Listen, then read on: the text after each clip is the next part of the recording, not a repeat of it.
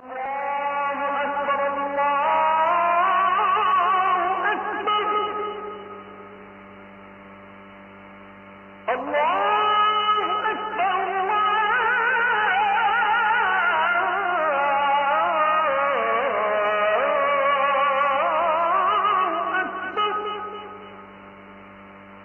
তাআলা প্রথম যে নির্দেশ দিয়েছেন পৃথিবীতে শান্তি বাস্তবায়নের জন্য, পৃথিবী থেকে অশান্তি দূর করার জন্য প্রথম যে নির্দেশ দিয়েছেন তা হচ্ছে ইন্নাল্লাহা ইয়া'মুরু বিল আদলি, ইনসাফের নির্দেশ দিয়েছেন।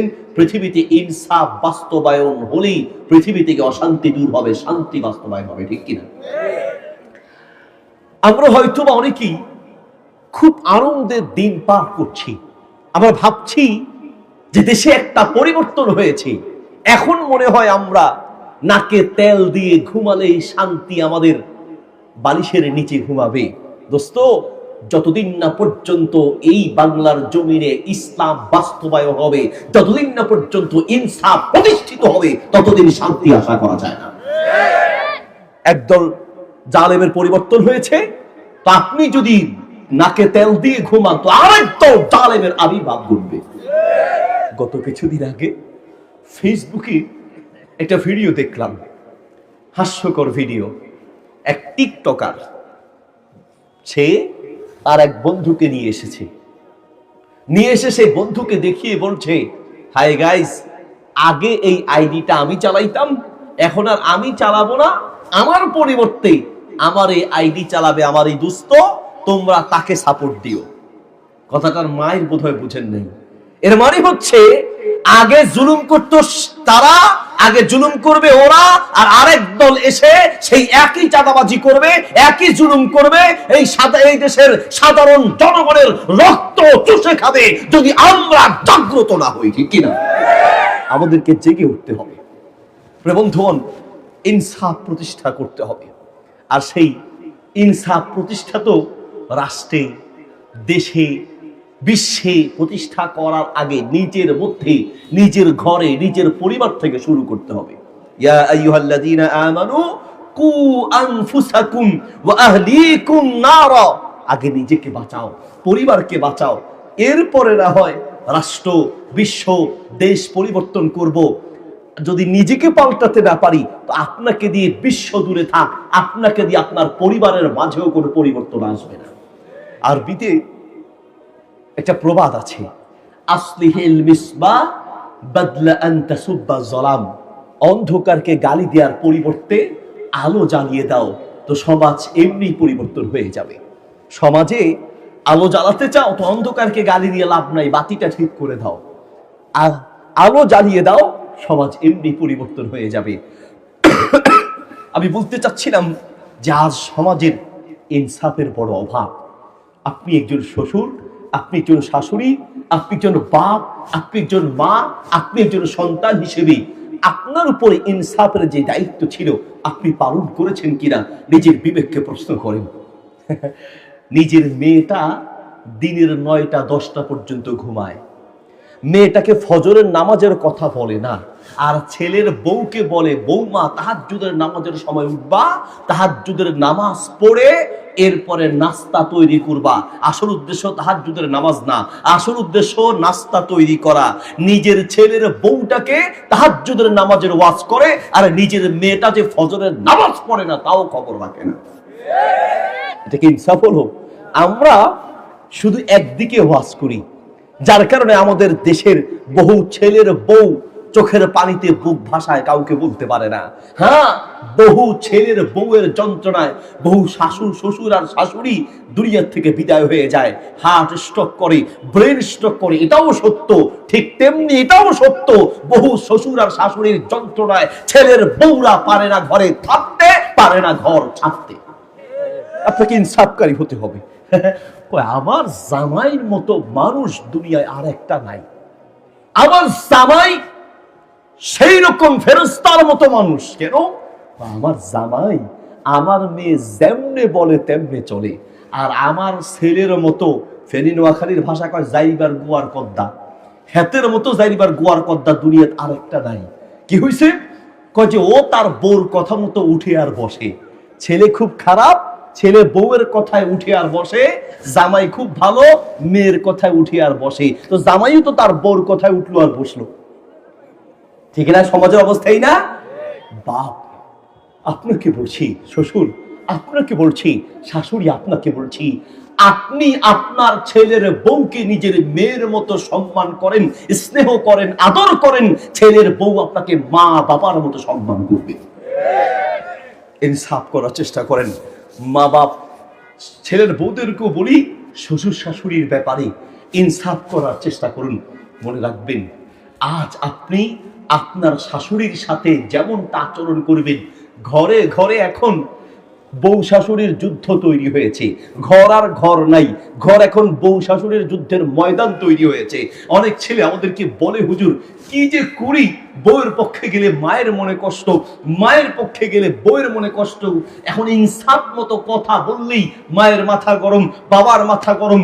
কোন দিকে যে যাই, এটার সবচেয়ে বড় কারণ হলো ছেলের বউদের মাঝে অথবা শ্বশুর শাশুড়ির মাঝে কারো না কারোর মাঝে ইনসাফের বড় অভাব আছে।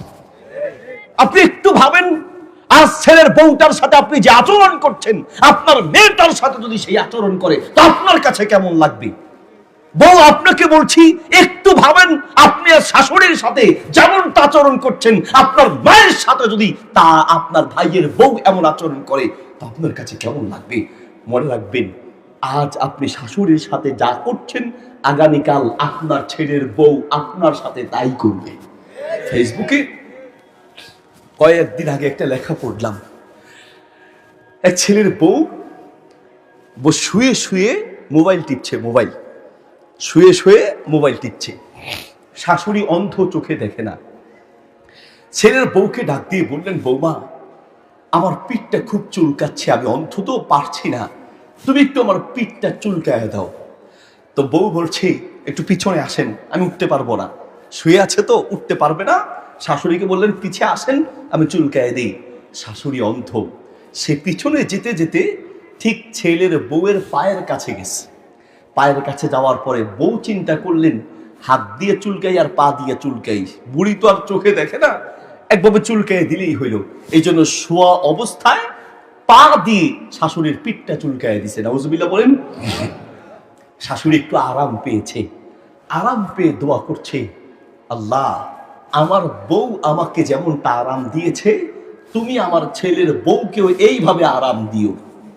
আমরা যেমন দিছে, একটু মজা পেয়েছি, আরাম পেয়েছি, আমার বৌমাকেও তুমি এরকম একটু আরামের ব্যবস্থা করে, এইরকম আরামের ব্যবস্থা করে দিও। শাশুড়ি মারা গেলেন। বউ, তিনি একসময় শাশুড়ি হলেন, ছেলেকে বিয়ে করালেন। ছেলের বউটা খুব ভালো বউ পড়েছে, নামাজে দিনদার মুত্তাকি। তো একদিন এই শাশুড়িরও পিঠ চুলকাচ্ছে, বললো, বৌমা একটু পিঠের কাছে এসে আমার পিঠটা চুলকায় দাও। পিঠ যখন চুলকানোর জন্য ডেকেছে, বউ পিঠের কাছে এসে সোজা হয়ে বসে আছে। আরে বৌমা, তুমি কি পাগল হয়ে গেলে নাকি? আমার তো সব কথা মানো, তো পিঠটা চুলকাচ্ছ না কেন? পিঠে তো খুব চুলকাচ্ছে। শাশুড়ি বলার পরে বৌমা বলছে, শাশুড়ি মা আমাকে মাফ করবেন, আমি অনেকক্ষণ ধরে চেষ্টা করছি আপনার পিঠ চুলকানোর জন্য। আমি যখনই হাত উঠাই, কে যেন আমার হাত দুইটাকে আটকায় রাখে, আমার হাত অবশ হয়ে যায়। আমি হাত দিয়ে পিঠ চুলকাতে চাচ্ছি, আমার হাত অবশ হয়ে যাচ্ছে। আমার পাটা কে যেন আপনার পিঠের দিকে নিয়ে যাচ্ছে, আমি কিন্তু ইচ্ছে করে আমার পাটা উপরে উঠাচ্ছি না, কে যেন পাটা আপনার পিঠের দিকে নিয়ে যাচ্ছে। শাশুড়ি বললেন, বৌমা পা দিয়ে আমার পিঠটা চুলকায় দাও, এটা আমার পাপের প্রায়শ্চিত্ত, এটা আমার পাপের কারণে, এটাই আমার প্রাপ্য ছিল, কারণ আমি আমার শাশুড়ির পিঠ পা দিয়ে চুলকাইছিলাম, এই জন্য আল্লাহ ওই বদদোয়া আমার জন্য কবুল করেছে। ঠিক কিনা? সংসারে আজ ইনসাফের বড় অভাব, ঘরে ঘরে যুদ্ধ, আর ঘরে যদি অশান্তি থাকে, নামাজের সেজদায় গিয়ে প্রশান্তি পাওয়া যায় না।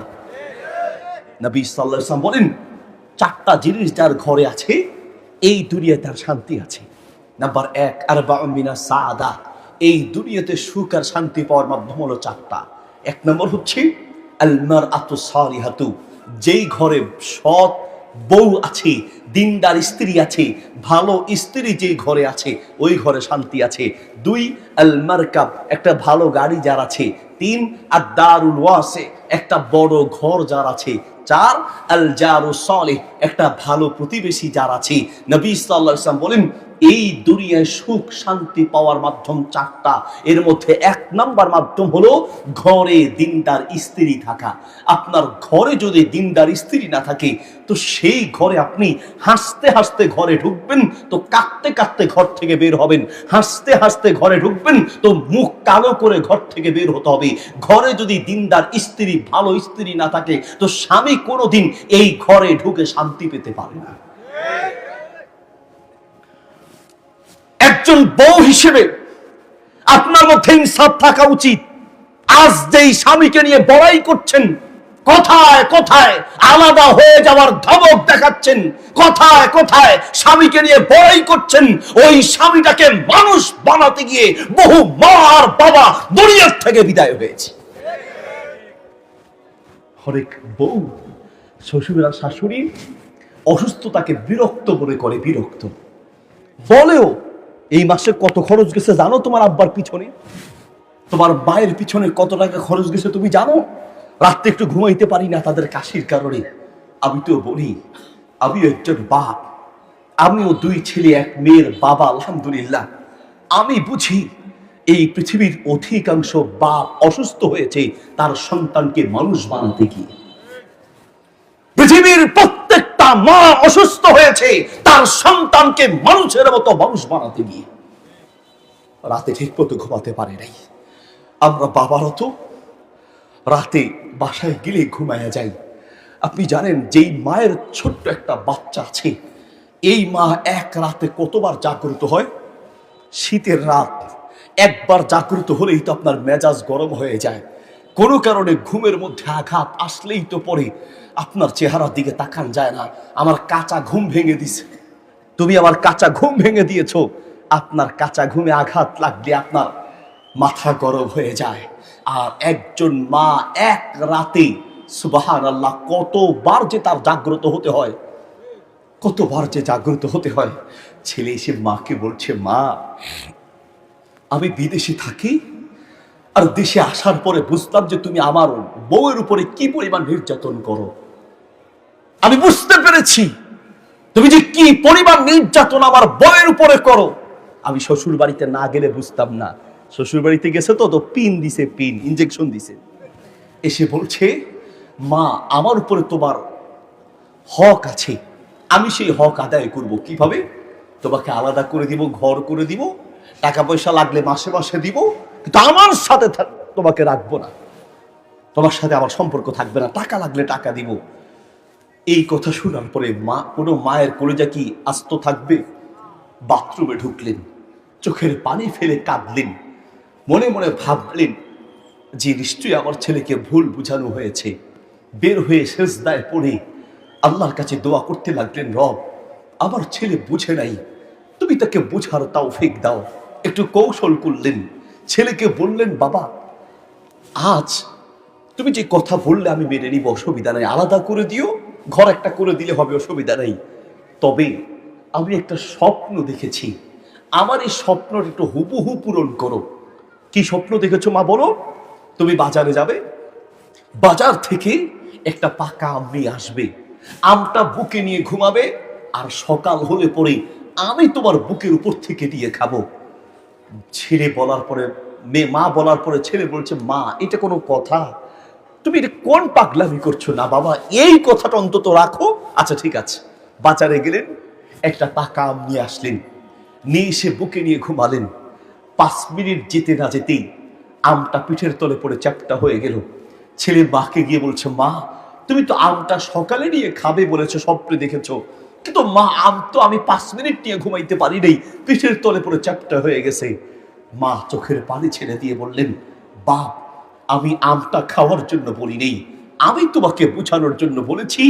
তুমি আমাকে আলাদা করে দিয়ে আমার হক আদায় করতে চাচ্ছ। আজ একটা মাত্র রাত এই আমটা বুকে নিয়ে ঘুমাতে পারো নাই, আর আমি তোমার জনম দুঃখিনী মা। 1 দিন 2 দিন নয়, 1 বছর 2 বছর নয়, 4-5টা বছর আমি তোমাকে বুকে নিয়ে ঘুমিয়েছি। আমি যদি তোমার মতো বেহুশ হয়ে ঘুমাতাম, তুমিও তো আমার পিঠের তলে পড়ে চাপটা হয়ে যেতে। বউ কোথায় পাইতা, শ্বশুর বাড়ি কোথায় পাইতা, কোথায় পাইতা? পৃথিবীর প্রত্যেকটা মা মিথ্যা কথা বলে, পৃথিবীর প্রত্যেকটা মা মিথ্যা বলে। আমার মাও মিথ্যা বলে, আপনার মাও মিথ্যা বলে। কিন্তু আমাদের বিশ্বাস মায়ের এই মিথ্যা আল্লাহ মাফ করে দিবেন। কারণ প্রত্যেকটা মা মিথ্যা বলে তার সন্তানের জীবন রক্ষার জন্য, সন্তানকে বেশি করে খাওয়ানোর জন্য বলে আমি খাবো না, আমি খেয়েছি, আমার ক্ষুধা নাই, অথচ খায় নাই। সন্তানকে খাওয়ানোর জন্য প্রত্যেকটা মা মিথ্যা বলে, ঠিক কিনা? বাপ নতুন বিয়ে করেছে, আগের মাটা মারা গেল, মারা যাওয়ার পরে সৎ মা বাসায় এনেছে। আপনারা কি বলেন? সৎমাই তো বলেন। সৎ মা আনার পরে এলাকার কিছু লোকেরা ও খালি প্যাঁচ লাগায়, খালি জিগায় তোমার নতুন মা কেমন আদর করে, নতুন মা কেমন আদর করে, সৎ মা কেমন। কিছু কিছু সৎ মা আছে আপন মায়ের মতো আদর পৃথিবীর কেউ করতে পারবে না, কিন্তু খুব ভালো আদর করে। তারপরও সে সৎ মায়ের বদনাম, যতই আদর করুক তারপর বদনাম থাকবেই। এগুলো এলাকার মানুষের কিছু খারাপ কালচার। তো ছেলেকে জিজ্ঞেস করে যে তোমার সৎ মা কেমন আর তোমার আপন মা কেমন ছিল, পার্থক্য কেমন? সেই ছেলে যাকে পায় তাকেই বলছে যে আমার সৎ মা সবসময় সত্য কথা বলে, আর আমার আপন মা সবসময় মিথ্যা বলতো। আমার আপন মা ছিল মিথ্যাবাদী, মিথ্যা বলতো, আর আমার সৎ মা সবসময় সত্য কথা বলে। একদিন বাপ খুব রাগ করলেন, ছেলেকে রুমে নিয়ে দরজা বন্ধ করে দুইটা থাপ্পড় দিয়ে বলছে বেয়াদব, নিজের মাকে কেউ বদনাম করে, নিজের মায়ের নামে কেউ বদনাম করে, তুই আপন মাকে বললে মিথ্যু। ছেলে চোখের পানি ছেড়ে দিয়ে বলছে বাপ আমি ঠিক বলেছি, আমার আসল মা মিথ্যা বলতো, আর আমার সৎ মা কখনো মিথ্যা বলে না, সর্বদা সত্য বলে। বলে মানেটা কি বুঝায়া বল। ছেলে বলছে মা আমার আসল মা আমাকে বলতো আজ স্কুলে না গেলে দুপুরের খানা বন্ধ, কিন্তু ঠিকই খাবার টাইম হলে খাবারটা ঠিকই দিত। আজকে পড়া না পারলে রাতের খাবার তোকে দিব না, ঘরে থাকতে দিব না, কিন্তু ঠিকই খেতে দিত, ঠিকই ঘরে রাখতো। মাঝে মাঝে বলতো আমি খাবো না, খেয়েছি আসলে খায় নাই, আমাকে খাওয়ানোর জন্য। আমার মা মিথ্যা বলতো, আর আমার সৎ মা কখনো মিথ্যা বলে না, সত্য বলে।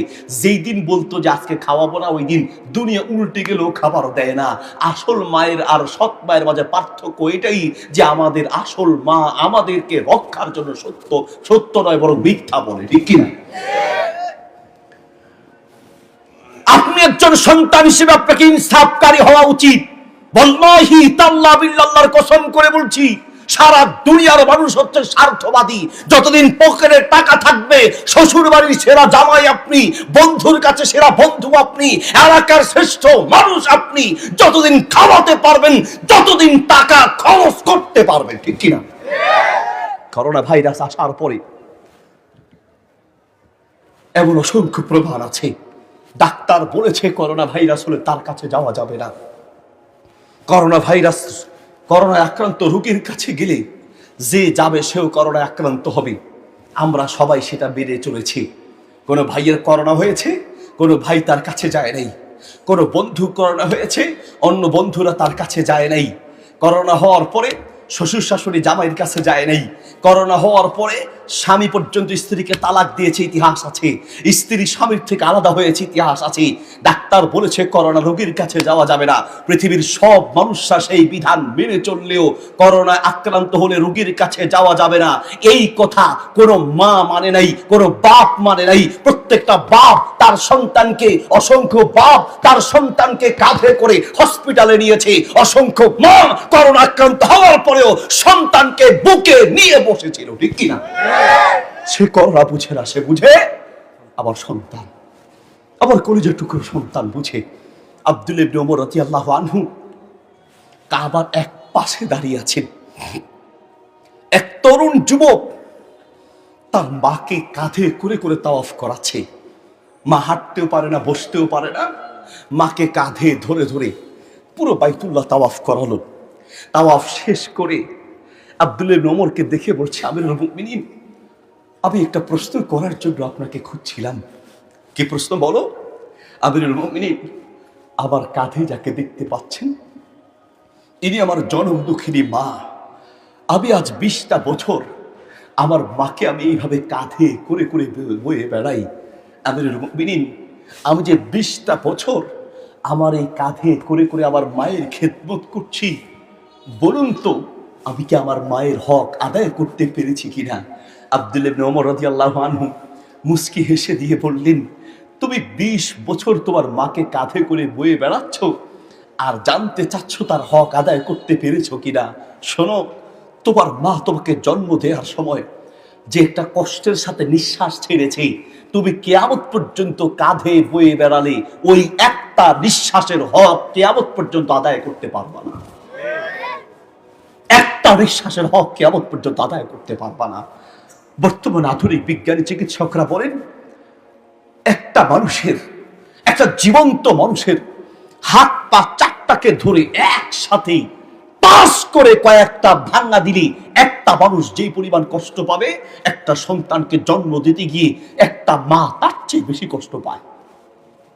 কিন্তু যখন সন্তানের চেহারার দিকে তাকায়, দুনিয়ার সব কষ্টের কথা ভুলে যায়। পৃথিবীর প্রত্যেকটা আমার মা নিজের সন্তানের, নিজের জীবনের চেয়ে নিজের সন্তানকে বেশি ভালোবাসে। আমি আমার মাকে প্রশ্ন করেছি, আপনিও প্রশ্ন করেন, পৃথিবীর সমস্ত মায়েরা একই জবাব দিবে। আমি আমার মাকে প্রশ্ন করেছি, মা বলো তো দেখি, তুমি যখন 2 হাত তুলে আল্লাহর কাছে দোয়া করো, মা সর্বপ্রথম তুমি কার জন্য দোয়া করো? তোমার ভাই বোন, তোমার হার্টের সমস্যা, তোমার শরীরের সমস্যা, তোমার হাঁপানি, তোমার যে অনেকগুলো রোগ আছে, মা কোন রোগের জন্য দোয়া আগে করো? কার জন্য দোয়া সবার আগে করো? আমার মা যেই জবাব দিয়েছেন, পৃথিবীর প্রত্যেকটা মা একই জবাব দিবে।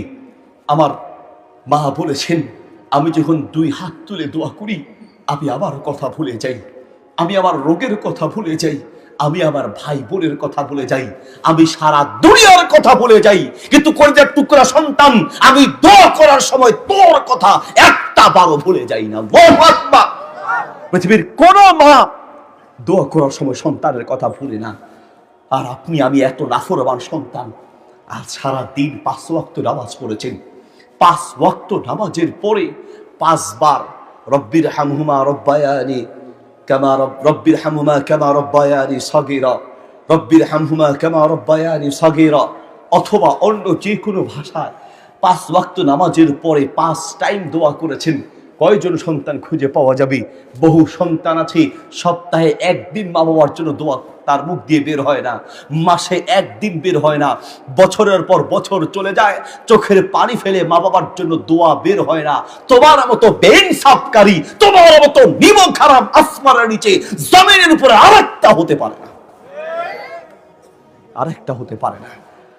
তোমাকে কে দিয়ে বুঝাই ইনসাফ কাকে বলে? ইনসাফ পৃথিবীতে মুখ দেখেছো, যার দয়ায় তুমি বড় হয়েছো, তুমি যদি সেই মা বাবার প্রতি তোমার ইনসাফ না থাকে, তো অন্য মানুষ তোমার থেকে ইনসাফ আশা করবে কি করে? কি করে ইনসাফ আশা করবে?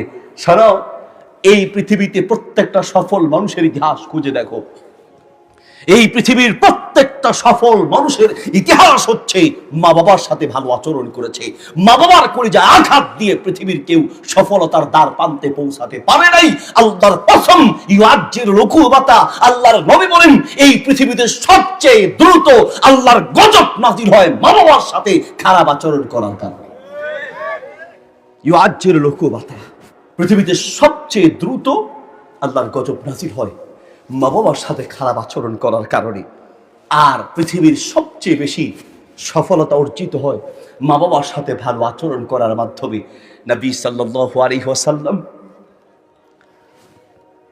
ওয়াইস কারনী নামক একজন ব্যক্তি, আপনারা ইতিহাস শুনেছেন, ওয়াইস কারনীকে উদ্দেশ্য করে ওমর রাদিয়াল্লাহু আনহুকে ডেকে বললেন, ওমর, কোরআন দেশ থেকে ওয়াইস কারনী নামক একজন ব্যক্তি আসবে, তুমি যদি সেই ওয়াইস কারনীকে পাও, তার কাছে দোয়া চেও। কেন কেন? বলছে, ওয়াইস কারনী এমন একজন ব্যক্তি, সে মায়ের খেদমত করতে করতে আল্লাহর কাছে এত মর্যাদাবান হয়েছে, ওয়াইস কারনী দোয়া করতে দেরি হয়, আল্লাহ কবুল করতে দেরি হয় না। আল্লাহু আকবার, মুস্তাজাবুদ দাওয়া হয়েছে। আপনারা জানেন, প্যারাডক্সিক্যাল সাজিদের লেখক আরিফ আজাদ, তার লেখা একটা বাংলা বই আছে, পারলে প্রত্যেকটা সন্তানের পড়া উচিত। বাপ, আপনার উচিত আপনার সন্তানকে এই বইটা বাধ্য করবেন পড়ার জন্য। মা মা মা ও বাবা বইটার নাম, সেখানে একটা ঘটনা উল্লেখ করা আছে। এবং সৌদি আরবের প্রসিদ্ধ প্রায় পত্রিকায় যে ঘটনাটা উল্লেখ করা আছে সেটা হলো, আদালতের সামনে এক বৃদ্ধ লোক দাড়ি পেকে এসেছে। এমন একজন লোক মাটিতে গড়াগড়ি দিয়ে কাঁদছেন। তাকে কাঁদতে দেখে সাংবাদিকরা এসে বলল, আপনি একজন বুঝের মানুষ, বয়স্ক মানুষ, আপনাকে মাথা খারাপ হলো? মাটিতে এইভাবে গড়াগড়ি দিয়ে কেউ কাঁদে? মুরব্বী বলছে, কেন কাঁদছি সেটা আমি জানি। আমার কলেজাটা বের করে আমার ভাই দিয়ে যাচ্ছে। কেন, কি হয়েছে? বলছে যে আমার ভাই আদালতে মামলা করেছে, সেই মামলায় রায় পেয়ে আমার ভাই আমার মাকে নিয়ে যাচ্ছে। আরে মাকে নেয়ার জন্য মামলা বুঝায়া বলেন? বলছে আমার মাকে আমি আমার কাছে রেখেছিলাম, দীর্ঘদিন পর্যন্ত আমার ভাই আমার সাথে ঝগড়া করছে, আমার মাকে সে নিয়ে যাবে, তার বাড়িতে রাখবে। আমি বলেছি ভাই বাড়ি লাগলে বাড়িটা দিব, টাকা লাগলে টাকা দিব, সম্পত্তি লাগলে সম্পত্তি দিব, কিন্তু আমি মাকে দিতে রাজি নেই। আমার ভাই আদালতে মামলা করেছে, আমিও মামলা করেছি, মাকে আমি আমার কাছে রাখতে চাই। সৌদি আরবের আদালতে মামলা হয় মা বাপকে নিজের বাড়িতে রাখার জন্য, আর আমাদের দেশে বিচার হয়, মামলা হয় মা বাপকে ঘর থেকে বের করে দেওয়ার জন্য। কারণ মা বাবার যে গুরুত্বটা আমরা বুঝতে পারিনি। শেষ পর্যন্ত আদালতে মামলা হলো, সেই মামলার রায় আসলো। কাজী সাহেব বললেন, এতদিন যেহেতু আমার কাছে ছিল, এখন থেকে আমার ভাইয়ের কাছে থাকবে, এই জন্য আমার ভাইকে আমার মায়ের দায়িত্ব দেওয়া হয়েছে। ভাই যখন মাকে নিয়ে যাচ্ছে, আমার তো মনে হয় যেন আমার জান্নাতটা নিয়ে যাচ্ছে, আমার তো মনে হয় যেন আমার দুনিয়ার রহমতটা নিয়ে যাচ্ছে। নবী সাল্লাল্লাহু আলাইহি ওয়াসাল্লাম বলেছেন, তিনটা গুণ যার মাঝে থাকবে ওই ব্যক্তির হায়াত আল্লাহ বাড়িয়ে দিবেন। ইয়াজিদনা ফিল আমার, তার হায়াত আল্লাহ বাড়িয়ে দিবেন, তার রিজিক বাড়িয়ে দিবেন। তিনটা গুণ যার মাঝে থাকবে, এক নাম্বার সিলাতুর রহিম, আত্মীয়র সাথে সুসম্পর্ক। দুই, হুসনুল জিওয়ার, প্রতিবেশীর সাথে সুসম্পর্ক। তিন, হুসনুল খুলুক, যার চরিত্রটা ভালো। এই তিনটা গুণ, এক, আত্মীয়র সাথে ভালো সম্পর্ক যে রাখে, দুই, প্রতিবেশীর সাথে যে ভালো সম্পর্ক রাখে, তিন, হুসনুল খুলুক, যার চরিত্রটা সুন্দর, চরিত্রটাকে ভালো রাখে। এই তিনটা গুণ থাকলে আল্লাহ তার হায়াত বাড়িয়ে দিবেন। এক নম্বর গুণ হচ্ছে সিলাতুর রহিমি, আত্মীয়র সাথে সুসম্পর্ক রাখা। আর পৃথিবীর সবচেয়ে বড় আত্মীয় হচ্ছে মা বাবা। মা বাবার চেয়ে বড় কোনো আত্মীয় পৃথিবীর বুকে আরেকজন হতে পারে না। ওয়াল্লাহি ওয়াল্লাহি, পৃথিবীর প্রত্যেকটা মা বাপ তার নিজের জীবনের চেয়ে সন্তানকে বেশি ভালোবাসে। আমরা আবার অনেকে মায়ের ভালোবাসা বুঝি, কিন্তু বাবার ভালোবাসাটা বুঝতে পারি না। অনেকে মায়ের খুব পাগল, মাকে কলিজা দিয়ে ভালোবাসে, কিন্তু বাপকে দুই চোখের কাছেও দেখতে পারে না। কারণ বাবারা তো মায়ের মতো হাউমাউ করে কাঁদতে পারে না, বাবারা তো মায়ের মতো চোখের পানি ফেলে কাঁদতে পারে না। বাবারা চোখ দিয়া কাঁদে না, বাবারা কলিজার রক্ত দিয়া কাঁদে। বাবারা তাদের কষ্ট পৃথিবীর কাউকে দেখাতে পারে না। আমার পরিচিত এক ভাই, তিনি ক্যান্সারে আক্রান্ত হয়েছেন।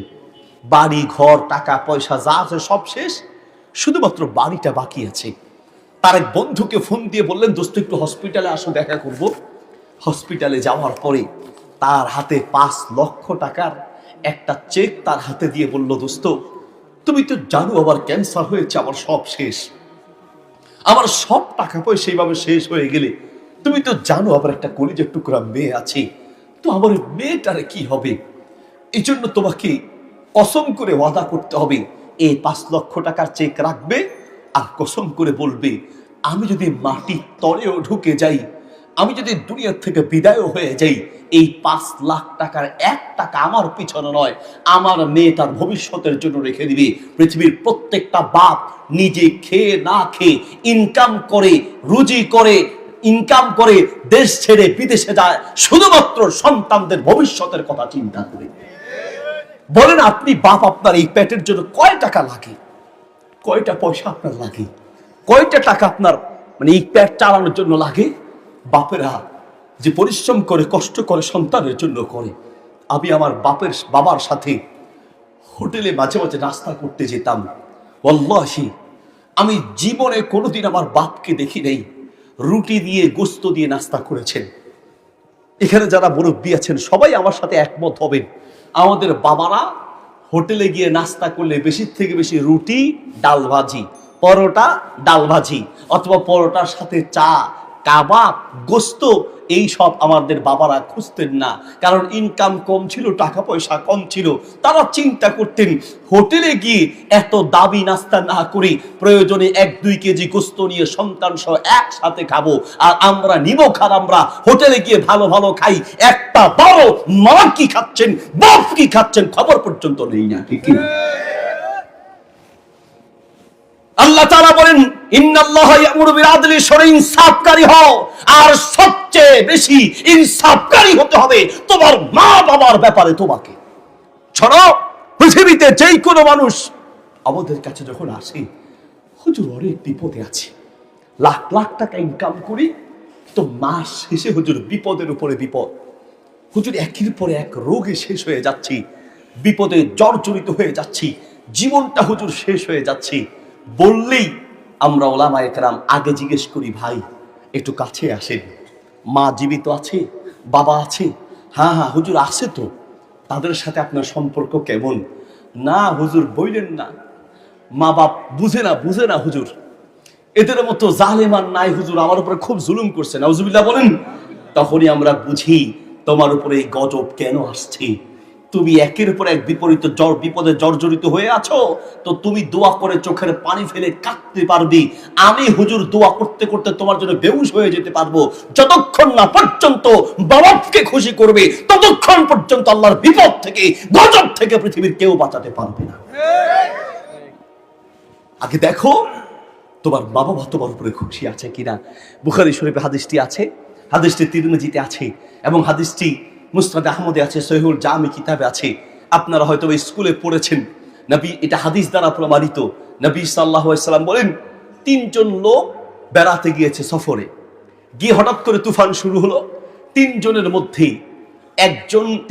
তিন জন মিলে সিদ্ধান্ত নিলেন যে এই তুফানে বাঁচার জন্য আমাদের সামনের দিকে অগ্রসর হওয়া ঠিক হবে না। কোথায় যাবে? 3 জনে মিলে একটা পাহাড়ের গুহার ভিতরে ঢুকে গেলেন।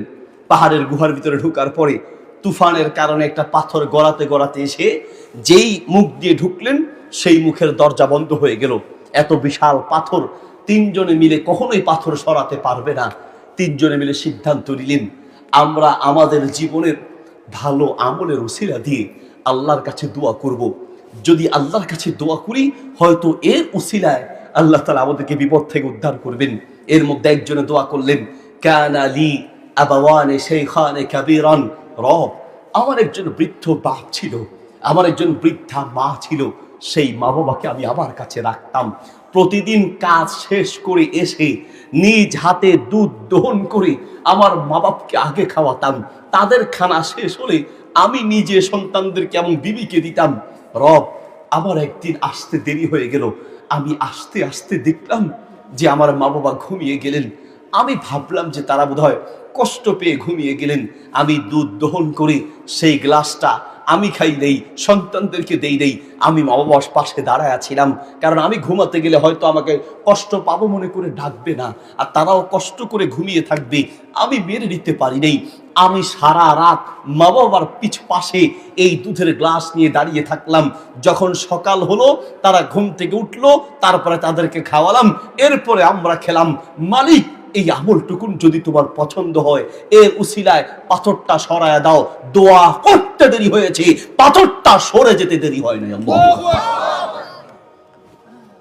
পৃথিবীতে দোয়া কবুল হওয়ার অনেকগুলো মাধ্যমের মধ্যে এটা একটা মাধ্যম। আমরা তো দোয়া করি, কিন্তু দোয়া করতে জানি না হুজুর। এত দোয়া করছে হুজুর, কিন্তু কই হুজুর দোয়া তো কবুল হয় না। দোয়া কবুল হওয়ার কিছু সময় আছে, যেই সময়গুলোতে খুঁজে খুঁজে দোয়া করতে হয়। যেমন জুমার দিন আসরের নামাজের পর থেকে মাগরিব পর্যন্ত এই সময়টা দোয়া কবুল হয়। আর আমরা এই সময়কে বানিয়েছি আপনার ছবি দেখার জন্য, খেলার জন্য, সিনেমা দেখার জন্য। জুমার দিন আসরের পর থেকে মাগরিব পর্যন্ত এই সময় দোয়া করলে দোয়া দ্রুত কবুল হয়। ফি জাওফিল লাইল, শেষ রাতে দোয়া করলে দোয়া দ্রুত কবুল হয়। বাইনাল আযানাইন, 2 আযানের মাঝে, মানে আযান এবং ইকামতের মাঝে দোয়া করলে দোয়া দ্রুত কবুল হয়। ফিস সাফার, সফরে থাকা অবস্থায় দোয়া করলে দোয়া কবুল হয়। ইনদা নুজুলিল গাইস, যখন বৃষ্টি নামে, এই বৃষ্টি নামা অবস্থায় দোয়া করলে দোয়া দ্রুত কবুল হয়। ইনদা জুলিমা, যখন আপনার উপরে জুলুম করা হচ্ছে, এই জুলুম রত থাকা, জুলুম মাজলুম অবস্থায় দোয়া করলে সেই দোয়া দ্রুত কবুল হয়। ইসমে আজম পড়ে দোয়া করলে দোয়া দ্রুত কবুল হয়। ইসমে আজম কি? আল্লাহুম্মা ইন্নী আসআলুকা বিআন্নাকা আনতাল্লাহ আহাদুন সামাদুন আল্লাযী লাম ইয়ালিদ ওয়া লাম ইউলাদ ওয়া লাম ইয়াকুল লাহু কুফুয়ান আহাদ। এই দোয়া পড়ার পরে দোয়া করলে সেই দোয়া দ্রুত কবুল হয়। দুরূদ পড়ার পরে দোয়া করলে দোয়া দ্রুত কবুল হয়। সিজদায় পড়ে দোয়া করলে দোয়া দ্রুত কবুল হয়। মা বাবার খেদমত করে সেই খেদমতের উসিলা দিয়ে দোয়া করলে দোয়া দ্রুত কবুল হয়। দোয়া যদি কবুল করাতে চান তো পৃথিবীর অন্য কারো কাছে দোয়া চাওয়ার আগে মা বাবার কাছে দোয়া চান। বলতে চাচ্ছিলাম ইনসাফ করতে হবে। আপনি একজন ঘরের মানুষ, এদিকে একজন পুরুষ হিসেবে মা বাবার সাথে আপনার ইনসাফ করতে হবে। এর মানে এই নয় মা বাবার সাথে ইনসাফ করবেন কিন্তু স্ত্রীর উপরে বেইনসাফি করবেন, জুলুম করবেন, এটাও হতে পারবে না। মনে রাখবেন আপনার যে ওয়াইফ আপনার কাছে এসেছে তার ব্যাপারেও কিয়ামতের মাঠে আল্লাহর সামনে আপনাকে হিসাব দিতে হবে। মা বাবার কথা শুনেই বউয়ের উপরে জুলুম করবেন, তাকে গরুর মতো পিটাবেন, মা বাবা বললেই তার উপরে নির্যাতন চালাবেন, এতেও আপনাকে আসামির কাঠগড়ায় দাঁড়াতে হবে। আপনি কৌশল করতে পারেন, বিবিকে বুঝাবেন, বিবি আমার মা বয়স হয়েছে, বাবার বয়স হয়েছে, বুঝ শক্তি একটু কমবে, মা বাবার সামনে আমি কখনোই তোমার পক্ষপাতিত্ব করব না। মা বাবা ভুল বললেও তাদের পক্ষপাতিত্ব করব, কিন্তু আমি হৃদয় দিয়ে তোমার পক্ষে আছি। যদি তুমি হকের উপরে থাকো তারপরে মা বাবার সামনে স্ত্রীর পক্ষ না নিয়ে মা বাবার সামনে মা বাবার পক্ষ নিয়ে স্ত্রীকে আলাদা করে হলেও তাকে বুঝায় নিতে হবে, কিন্তু মা বাবার কথা শুনে স্ত্রীর উপরে জুলুম করা যাবে না। সৌদি আরবে কষ্ট হচ্ছে আপনাদের? আমার ভাষা কি বুঝেন? এক যুবক বিয়ে করেছে, বিয়ে করে সৌদি আরবের এক আলেমের কাছে গিয়ে বলছে, শাইখ আউসিনি ইন্নী তাজাওয়াজতু শাইখানা আউসিনি, শাইখ আমাকে একটু উপদেশ দেন, আমি নতুন বিয়ে করেছি। শাইখ বললেন, শোনো, তোমার ঘরে যে মেয়েকে বিয়ে করে নিয়ে এসেছো এই মেয়ে তার বাবা ছেড়ে এসেছে, এই মেয়ে তার মা ছেড়ে এসেছে, এই মেয়েটা তার এলাকার আত্মীয় স্বজন ভাই বোন সব ছেড়ে তোমার কাছে এসেছে। যদি ঘরটাকে সুখের বানাতে চাও, ঘরে যদি শান্তি পেতে চাও, তার মা বাবা ভাই বোন সবাই যে পরিমাণ ভালোবাসা তাকে দিত, তুমি একা যদি সেই পরিমাণ ভালোবাসা দিতে পারো, তোমার ঘরটা সুখ আর শান্তিতে ভরপুর হয়ে যাবে। সে তার বাবা ছেড়ে এসেছে। শ্বশুর শাশুড়ি আপনাকেও বোঝা উচিত, আপনার ঘরের ছেলের বউটা সে কিন্তু তার বাবাকে ছেড়ে আপনার কাছে এসেছে, সে তার মাকে ছেড়ে আপনার কাছে এসেছে। স্বামী আপনার বোঝা উচিত একটা মেয়ে তার মা বাপ কলিজার টুকরা তার এলাকা ভাই বোন সব ছেড়ে আপনার কাছে এসেছে। আপনার ভালোবাসা যদি ঠিক মতো পায়, শ্বশুর শাশুড়ির হাজারো যন্ত্রণা সে মাথা পেতে মেনে নিতে পারবে। আপনার ভালোবাসা পরিপূর্ণ পেতে হবে। আপনি তো ভালোবাসারে এমন ভাগ করছেন, বউয়ের পক্ষে আর ভালোবাসা পাওয়ার মতো নাই। কারণ আপনার কিছু ভালোবাসা হোয়াটসঅ্যাপে গেছে, কিছু ইমোতে গেছে, কিছু মেসেঞ্জারে যায়, কিছু বাড়ির পাশে, কিছু যেখানে চাকরি করেন সেখানে যাইতে যাইতে এখন আর ভালোবাসা নাই। এই যে মুরব্বীরা, মাশাআল্লাহ, ভালোবাসা কাকে বলে এই মুরব্বীদের কাছ থেকে শিখতে হয়। বয়স হয়ে গেছে 50, বয়স হয়ে গেছে 60, বয়স হয়ে গেছে 70, এখন পর্যন্ত বুড়িরে না দেখলে ঘুম আসে না। কোথাও বুড়ি বেড়াতে গেলে মুরব্বীর রাতে ঘুম নাই। আরে বাবা কি হয়েছে? কয় না এমনি, লজ্জায় বলতে পারে না। এখনো আদর করে বুড়িকে চুপে চুপে হলেও ডাকে ময়না, টুনটুনি, কলিজা। বউ যদি মারা যায় তো কয়দিন পরে দেখবেন যে মুরব্বী সেও মারা যায়। আর যদি মারা নাও যায়, দেখলে বোঝা যায় আধা মরা হয়ে আছে। স্বামী মারা গেলে কিছুদিন পরে স্ত্রী মারা যায়, স্ত্রী মারা গেলে কিছুদিন পরে স্বামী মারা যায়। আর মারা না গেলেও চেহারার দিকে তাকালেই বোঝা যায় যে কলিজার টুকরাকে হারিয়েছে। ভালোবাসা কাকে বলে তাদের কাছ থেকে শিখা দরকার। আর আমাদের যেই ভালোবাসা, বিয়ে করেছে মাত্র 2 সপ্তাহ, দিয়ে দিছি হুজুর। সকাল থেকে সন্ধ্যা পর্যন্ত আমরা অফিসে গিয়ে বসে থাকি। কি হয়েছে ভাই? হুজুর বিপদ। কি বিপদ? দিয়ে লেছি হুজুর। কি দিছেন? হুজুরের 3 কথা। এখন মুখ দিয়ে বলতে তার লজ্জা লাগে, এখন বলে না। 3 কথা তো কি 3 কথা কি কেমনে কইছেন? হুজুর আবার বলবো, একবার তো বইলে বিপদে পড়ছি। এখন ফতুয়া চাইতে এসে সেখানে বলতে ভয় পায়। ঠাকুরগা থেকে একজনে ফোন দিয়েছে, হুজুর একটা গুরুত্বপূর্ণ মাসালা নিয়ে বিপদে পড়ছি। কি? হুজুর আমি আমার বউরে তালাক দিছি। তো তালাক তো দিছেন ভালো কথা, এলাকার আলেমদের কাছে যান, গিয়ে এলাকার আলেমদের কাছে মাসালা জিজ্ঞেস করেন। কয় না হুজুর, এই মাসালা নিয়ে হুজুরদের কাছে গেছি, যার কাছে যাই হুজুর নিজেই বিপদে পড়ে। কেন? হুজুর তালাকটা সাইজ মতো হয় নাই। তালাকটা সাইজ মতো হয় না, তো কোন সাইজের তালাক দিছেন? তালাক দেওয়ার সময় বলছি তোরে তালাক, তোর মারে তালাক, তোর আব্বারে তালাক, তোর 14 গোষ্ঠীর তালাক, তোর 100 200 300 কয়শো। তাই বলবো আপনার গোডাউনে কি তালাক আর আসিল না? আর আসিল না? কজুর রাগ উঠছে তো মাথা ঠিক আসিল না। আর রাগ উঠলে তো মাশাল্লাহ, রাগ উঠলে ঝগড়া করতে করতে পরনে কে লুঙ্গি আছে না গেছে তাও খবর থাকে না। রংপুর থেকে এক মহিলা ফোন দিছে, হুজুর একটা মাসালা। কি হুজুর? আপনাকে অনেকক্ষণ ফোন দেই ধরেন না, একটা মাসালা নিয়ে খুব বিপদে আছি। কি সমস্যা বলেন তাড়াতাড়ি মাসালা। হুজুর আমি আমার স্বামীরে আব্বা ডাকছি। তো দুনিয়ায় এত মানুষ থাকতে আপনি স্বামীর আব্বা ডাকতে গেছেন কেন? হুজুর বিপদে পড়ে ডাকছি। কোন বিপদ? হুজুর রাগ উঠছে, আর আমি আমার স্বামীর রাগ উঠছে। আমার স্বামীর রাগ উঠলে মাথা ঠিক থাকে না। আমার বাম হাত দিয়ে ধরছে, ডান হাত দিয়ে লাঠি নিয়ে পিটার শেষ পর্যন্ত আমি আব্বা কইয়া তারপরে ভাবছি। এখন হুজুর মাসালা দেন। এই হলো আমাদের। এই জন্য রাসূল সাল্লাল্লাহু আলাইহি ওয়াসাল্লাম বলেন, শোনো, এক সাহাবী ডান দিক থেকে আসছে, আউসিনি ইয়া রাসূলুল্লাহ, আমাকে উপদেশ দেন। আল্লাহ রাসূল বলেন, লা তাকদব, রাগ করিও না। আবার বাম দিক থেকে এসেছে, ইয়া রাসূলুল্লাহ আউসিনি, আমাকে উপদেশ দেন। আল্লাহ রাসূল একই কথা বললেন, লা তাকদব, রাগ করিও না। আরেকজন সামনে থেকে আসছে, আবার সামনে থেকে আসছে, ওই একই উপদেশ, রাগ করিও না, রাগ করিও না। সাহাবী বুঝতে পারেন নাই যে রাগ করব না এদিকে একটা উপদেশ হলো। আল্লাহ নবী সাল্লাল্লাহু আলাইহি ওয়াসাল্লাম তখন বললেন, শোনো, ইদাল গদব ইয়াজমাউ শাররা কুল্লা, যদি রাগ দমন করতে না পারো তো তোমার জীবন শেষ হয়ে যাবে। হাজার হাজার অন্যায় একসাথে করবা যদি রাগটাকে কন্ট্রোল করতে না পারো। অতিরিক্ত রাগী স্বামীর কারণে ঘর শেষ, অতিরিক্ত রাগী বউয়ের কারণে পুরো শ্বশুর শাশুড়ি স্বামী সন্তান সবগুলো আগুনের মধ্যে তেল যেমন ছটপট করে এমন ছটপট করছে, ঠিক কিনা? অতিরিক্ত রাগ। এই জন্য নবী সাল্লাল্লাহু আলাইহি ওয়াসাল্লাম বলেছেন রাগটাকে কন্ট্রোল করো তিনটা মাধ্যমে। কয়টা মাধ্যম? এক, রাগ উঠলে আউযুবিল্লাহি মিনাশ শাইতানির রাজিম পড়ো। দুই, রাগ উঠলে ওযু করো। তিন, ইজা ওয়াদিবতা ফাতাওয়াদ, রাগ উঠলে ওযু করলে রাগ কিছু কমে যায়। আর 3 নম্বর হচ্ছে নিজের অবস্থানটা চেঞ্জ করবেন। দাঁড়ানো থাকলে বসে যাবেন, বসে থাকলে দাঁড়িয়ে যাবেন, শুয়ে যাবেন, একটু নিজের অবস্থান চেঞ্জ করবেন। এইভাবে রাগটাকে কন্ট্রোল করা শিখেন। নবী সাল্লাল্লাহু আলাইহি ওয়াসাল্লাম বলেন, সহিহুল জামি কিতাবে হাদিস আছে, মান গাদিবা মান কাজিমাল গায়জা, যে ব্যক্তি নিজের রাগটাকে কন্ট্রোল করলো, ওয়া হুয়া ইয়াস্তাতিউ আন ইউনাফিজাউ, চাইলেই রাগটা দেখায় দিতে পারে। বউ আছে তো লাঠি নিয়ে পিটাইতে পারে, রাগ উঠছে তো রিকশার ড্রাইভারকে 2 থাপ্পড় লাগায় দিতে পারে, দোকানদারের সাথে মারামারিতে লেগে যেতে পারে।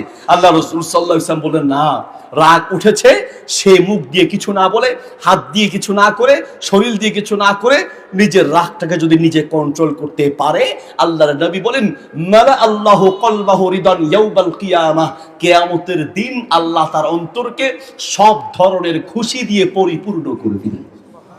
এটা সহজে হয় না। সারাদিন না খেয়ে থাকা যায়, সারা দিন রোজা রাখা সহজ, সারা রাত তাহাজ্জুদ পড়া সহজ, কিন্তু নিজের রাগটাকে কন্ট্রোল করা এত সহজ নয়। আপনার সন্তান এখনই যে পরিমাণ রাগী হচ্ছে, তোর ভবিষ্যৎ জীবন কেমন হবে? আপনি তো হাসেন, আর আমাদের ফেনী নোয়াখালীর ভাষায় বলে, হাতে ব্যাটকায় কেমনে স, আপনি গাল ব্যাটকায় ব্যাটকায় মানে বলতেছেন, ওরে বাপরে বাপ, আমার ছেলে, আল্লাহ বাপকা বেটা, তার যে রাগ, খবরদার আমার ছেলের লগে কথা বলতে হুঁশিয়ার, কিচ্ছু হলে এটা ভাঙিয়ে ফেলে, সেটা ভাঙিয়ে ফেলে। আপনি এটাকে বাহাদুরি মনে করছেন। না না, জন্ম দিলেই বাপ হওয়া যায় না। গরুও জন্ম দিতে পারে, ছাগলও জন্ম দিতে পারে। জন্ম দেওয়ার পরে কিছু দায়িত্ব আছে। সন্তান আপনার সাথেই রাগ করে আপনার গালে থাপ্পড় দিচ্ছে, আপনার চুল ছিঁড়ে ফেলতেছে, আপনার এটা সেটা ভেঙে ফেলতেছে, আর আপনি নোয়াখালীর ভাষায় ব্যাটকেই দিয়ে আছেন। আপনি হাসছেন, আপনি তামাশা করছেন। এই সন্তানই তো বড় হলে পরে আপনার মাথায় গুলি ঠেকাবে। দেখেন না, ওই যে ঐশী মেয়েটা তার বাপকে হত্যা করছে, মাকে হত্যা করেছে। আপনি ঢাকা শহরে অনেক খোঁজ দিয়ে দেখেন, অনেক খোঁজ দিয়ে দেখেন যে মা বাপ বাঘকে এত ভয় পায় না, ডাকাতকে এত ভয় পায় না, নিজের ছেলে আর মেয়েটাকে তার চেয়ে বেশি ভয় পায়। এত মেজাজ হচ্ছে কোত্থেকে? এটার অন্যতম একটা কারণ হচ্ছে মোবাইল। মোবাইল। সন্তানকে কিচ্ছু লাগবে না, সন্তানকে মোবাইল না দিয়া ওই 1 ফোঁটা বিষ দেওয়া ভালো। কারণ বিষ দিয়ে যেমন তাকে শেষ করা, আর মোবাইল দিয়ে তারে আরো ধ্বংস করে দেওয়া, ঠিক না? আপনি তো হাতে মোবাইল দেন, ওরা পিস ধরাই দিচ্ছেন। গেমস আছে না, গেমস, বেশিরভাগ বাচ্চারা গেমস খেলে। গেমস খেলতে পারোনি? হ্যাঁ, মাথা ডোয়া, ঠিক না? এমন বাচ্চা আপনি খুঁজে পাবে না যে গেমস, ওর মা বাবা খুব খুশি, কারণ আমার ছেলে তো তেমন কিছু দেখে না, উল্টাপাল্টা কিছু দেখে না, তো কি দেখে? গেমস খেলে। তো এটা কি উল্টো হইলো না? এটা ভালোটা? হ্যাঁ, না আমার ছেলে না ওইরকম না, গেমস খেলে আর কি। গেমস, আপনার ছেলে গেমস খেলে, আপনি বুঝেন এই গেমস খেলা দিয়ে আমাদের ছেলেদের ব্রেইনটাকে কিভাবে নষ্ট করা হচ্ছে। গেমস খেলার মানে হচ্ছে তাকে উত্তেজিত করা, খালি গেমসে এই মার মার এইভাবে করতে করতে মানে খালি তার ব্রেইনে খালি মার মার মার। এই যে মার মার একটা অবস্থান তার তৈরি হচ্ছে, এই কারণে আগের তুলনায় বর্তমান ছেলেদের ব্রেইন অনেক উত্তেজিত, একটু দেখে একটু হলেই মাথা গরম হয়ে যায়, এটা ভেঙে ফেলে সেটা ভেঙে ফেলে, ঠিক কিনা? ছেলেকে মোবাইল থেকে দূর রাখার চেষ্টা করবেন। একটা সন্তানকে মানুষ করা এত সহজ নয়। হ্যাঁ, আমি জানি এই যুগে, এদিকে এই যুগে সবচেয়ে বড় চ্যালেঞ্জ হচ্ছে বাচ্চাকে মানুষ করা। আমাদেরও সন্তান আছে, তো আমরা দেখি একটা সন্তানকে মানুষ করা কতটা কঠিন, কতটা কঠিন। ওয়াল্লাহি সমাজের যে বাস্তবতা, এই পিচ্চি বাচ্চারা, আমরা 15-16 বছর বয়সে, বেয়াদবি মাফ করবেন, স্বামী স্ত্রী যে কথা 15-16 বছর বয়সে বুঝি নেই, 6-7-8 বছরের বাচ্চারা আমাদের চেয়ে বেশি বুঝে, আমাদের চেয়ে অশ্লীলতা তারা বেশি বুঝে। আপনি ঠিক মতো ফেসবুক বুঝবেন না, আপনি গেমস কোথায় কোন কিভাবে নামাইতে আপনি বুঝবেন না, এই বাচ্চাগুলো আরো বেশি বুঝে। দোষ কার? ছেলের দোষ না। কুল্লুকুম রাইন ওয়া কুল্লুকুম মাসউলুন আন রাইয়াতিহি, আপনি দায়িত্বশীল, দোষ হচ্ছে আপনার। নবী সাল্লাল্লাহু আলাইহি সাল্লামের কথা, রাইফেলের গুলি মিস হতে পারে, আল্লাহর নবীর কোনো কথা মিস হতে পারে না। মিশকাতুল মাসাবি হাদিসটি আছে, তিনি বলেন কুল্লু মাউলুদি ইউলাদু আলাল ফিতরা, প্রত্যেকটা সন্তান জন্মগ্রহণ করে সততার উপরে, সে ভালো হিসেবে পৃথিবীতে এসেছে। ইউহাউইদানিহি ওয়া ইউনাসসিরানিহি, তার মা-বাপ তাকে খারাপ বানায়, মা-বাপ তাকে খারাপ বানায়। কেমনে? আচ্ছা বলেন, কোন বাচ্চা স্কুলের বইতে পড়ে গালি শিখছে? গালি যে দেয় মাখরাত সহ, সিফাত গুন্না সহ, মা বাপ চৈদ্দ গোষ্ঠী তুলে যে বাচ্চারা গালি দেয়, এই গালিগুলো স্কুলের বইতে পড়ে শিখছে? হ্যাঁ, সে কি কলেজে গিয়ে শিখছে, ভার্সিটি দিকে সে কি মুক্তবি গিয়ে শিখছে? না, অধিকাংশ বাচ্চা গালি শিখে তার মা বাবা দাদা দাদি আত্মীয় স্বজনের মুখ থেকে শিখে। চট্টগ্রামে এক বাপ তার ছেলেকে ডাকতেছে আলাল ফলাই কে, ছেলে আবার বাপেরে বলতেছে দূর আবার ফলা কি লেডা, বাপ ছেলেরে শালার পুত, ছেলে বাপেরে শালার পুত। পাশে দিয়ে এক হুজুর শুনছে, হুজুর গিয়ে বাপকে বলতেছে বাজি কি ইয়ে দে, তুই ইতারে হদ দে আলার ফলা, আর ইটা তোমারে হদ দে আলার ফলা, তোমারা কে কার আলার ফলা ঠিক করো তো, কে কার আলার ফলা। এবার বাপ উল্টা হুজুরে শুরু করছে দূর আলার ফলা, তুই করে তুই শুস, উল্টা আবার তারাই শুরু করছে। বাংলাদেশে গালি দিতে দিতে গেছে সৌদি আরব। এখন সৌদি আরবে যাওয়ার পরেও যেখানে বাঙালি ঢুকছে, বেয়াদবি মাফ করবেন, আত্মসমালোচনা করছি, অধিকাংশ বাঙালি যেই জায়গায় একবার গেছে, বাহরাইনে এক মুয়াজ্জিন, এক ইমাম সাহেব বাহরাইনের এক লোককে হত্যা করছে, এটাকে কেন্দ্র করে বাহরাইনি ইমাম মুয়াজ্জিন যা আছে সবগুলো চাকরি শেষ। সৌদি আরবে আমার এক সম্বন্ধী বাহিরে কান্ট্রিতে থাকেন, আমার আত্মীয় স্বজন অনেকে প্রবাসী আছে, এক প্রবাসে গিয়ে, বিদেশে গিয়ে চাকরি ঠিক করা, নিজের অবস্থান ঠিক করা যে কতটা কঠিন, এটা প্রবাসী ছাড়া অন্য কেউ বুঝবে না। আপনাকে দুনিয়ার জান দিয়ে ফেলবে বিদেশে যাওয়ার পরে। আপনি যে একসাথে একই পুকুরে ডুব দিয়েছেন, একসাথে গলা ধরে চা খেয়েছেন, চা দোকানে বসেছেন, বছরের পর বছর কাটিয়েছেন, এমনি আপনাকে ফোনে বলবে আসো আসো, যাওয়ার পরে আপনাকে মনে হয় চিনবেই না। এটা বাস্তবতা বলছি। তো বিদেশে গিয়ে এত কষ্ট করে একটা অবস্থান তৈরি করছে বেশিরভাগ প্রবাসী, আসার সময় আরেক বাঙালিদের যখন দায়িত্বটা দিয়ে আসে, আর যাওয়ার পরে দেখা যায় চাকরিটা খাইয়ে দিছে। এরকম বহু হয়েছে, একটা দুইটা না, বহুজন বিদেশ থেকে আসছে, বিশ্বাস করে বন্ধুকে দায়িত্বটা দিয়ে আসছে, বন্ধুকে তারা কত দিতেন, এত রিয়াল, আমার আরো 100 রিয়াল কমায় দিন, আমার আরো কিছু কমায় দিন, এই চাকরিটা খাইয়ে দিস। ঠিক না? প্রবাসী যারা ভালো করে বুঝবেন। তো বাঙালি যেখানে ঢুকছে সেখানে বেশিরভাগ ক্ষেত্রে একটা বদনাম সৃষ্টি করে আসছে। এই জন্য আমাদের কালচার চেঞ্জ করা উচিত, আমাদের আদর্শ পরিবর্তন করা উচিত। আর কথায় কথায় গালি তো আমাদের দেশের মানুষের পান্তা ভাতের পানির মতো, কিছু তো মাইকে বলা যায়, এমন এমন মা বাপ চৈদ্দ গোষ্ঠী তুলে গালি আছে, ভাই এটা বোম মারলেও আমাদের মুখ দিয়ে বের হবে না। সৌদি আরবে গেছে, যাওয়ার পরে এক আরাবিয়ান মালিক এসে তারা রাগ করে একটু ধমক দিছে, ঠিক মতো কাজ করে নাই, একটু ভুল করছে, ধমক দিছে। এখন সে ধমক দিছে, মালিক হিসেবে ধমক দিতেই পারে, এ রাগ করে সেই মালিকের এমনি দাঁতের কামড়াইয়া তারে বলছে শালার পুত। সে মনে করছে যে তো আর আরাবিয়ান বুঝবে না, আরে ভাষা না বুঝুক, গালের কামড় তো বুঝে এমনি করে বলছে তো, তো সে বুঝছে যে ভাই রে ভাই এ মনে হয় আমারে গালি টালি দিছে, সন্দেহ করছে, সে মুখস্থ করছে। মুখস্থ করে পরের দিন আরেক বাঙালির কাছে গেছে, যাই বলতেছে ভাই রে কল আলী আহু কাল বাঙ্গালি শালার পুত মা মান আহু, ভাই আমার তোমার এক বাঙালি ভাই শালার পুত বলছে, শালার পুত অর্থ কি বলো তো? এখন যারা জিজ্ঞেস করছে সে মনে মনে চিন্তা করে এই আকাম তো আমার বাঙালি ভাই ঘটাইছে, এখন এটার আসল অর্থ যদি বলি তো ওর চাকরি যাবে যাবে, আমার চাকরি নিয়ে টানাটানি লাগবে, ফ্যাক্টরিতে বাঙালি যা আছে সবগুলোর উপরে নির্যাতন স্টিম রোলার চলবে। তো এই জন্য সে চিন্তা করলো থাক আমার ভাইটাকে বাঁচাই, অর্থটা একটু পাল্টায় দেই।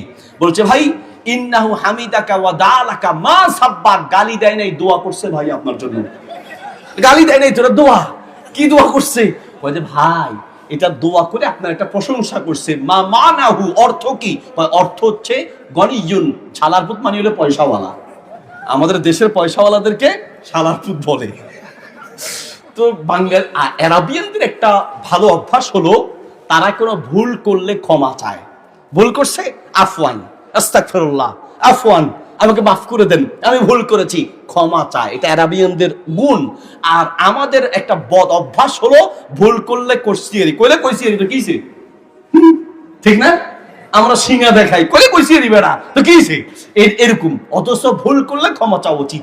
তো সে চিন্তা করলো আমি তো তাকে ভুল বুঝে রাগ করছি, সে আমার প্রশংসা করছে, দোয়া করছে, আর তার দাঁতের কামড় দেখে আমি মনে করছি বোধহয় লোকটা আসলে থাকেই এমনি, আমি আসলে ভুল বুঝছি। পরের দিন যে গালি দিছে তার কাছে যাচ্ছি, এখন এ যাইতেছে আর ও পিছনে নামে, পরে বলতেছে থা লাখি একটু এদিকে আসো ভাই, এদিকে আসো। এখন সে আসতেছে ভয়ে ভয়ে যে কি জানি বলছে, বুঝছে কিনা। আসার পরে বলছে ভাই তুমি গতকালকে আনতা হামিদতানি ওয়াদাউতালি ওয়াগাদিতু আলাইক, তুমি আমার জন্য প্রশংসা করছো, দোয়া করছো, আমি না বুঝে তোমার রাগ করেছি, আমাকে তুমি মাফ করে দিও। তবে শুনো, তুমি মনে করছো আমি একা পয়সাওয়ালাই সব আমার, না না, আমার বাপ দাদা সবগুলো শালার পুতা ছিল, আমি একা না, মানে আমার পুরা বংশ সবাই শালার পুতের বংশ না, বুঝতে যা হয়। ভাইরা আমার বলতে চাচ্ছিলাম এই পৃথিবীতে দিকে, এই পৃথিবীতে হাঁটাহাঁটি করলে আমি কথা বন্ধ করে দেবো, কষ্ট হচ্ছে নাকি? রাত বেশি হয়ে যাচ্ছে তো, তো আমি যদি একটু রসকস না দেই তো আমি ওয়াজ করবো, আপনি আল্লাহুম্মা বিসমিকা আবুতু আহিয়া, এই জন্য মাঝে মধ্যে একটু কথা বলতে হয়। বলতে চাচ্ছিলাম ইনসাফ করতে হবে। আপনি একজন স্বামী হিসেবে আপনার স্ত্রীর উপর আপনার ইনসাফ করতে হবে।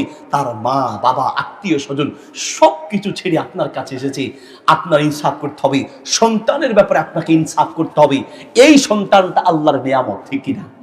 বিশ্বাস করেন ভাই, আমার পরিচিত এমন অনেক ভাই আছে চোখের পানি ফেলে বছরের পর বছর কাঁদে একটা মাত্র সন্তানের জন্য, একটা মাত্র সন্তানের জন্য বছরের পর বছর কাঁদে, একটা সন্তান হয় না।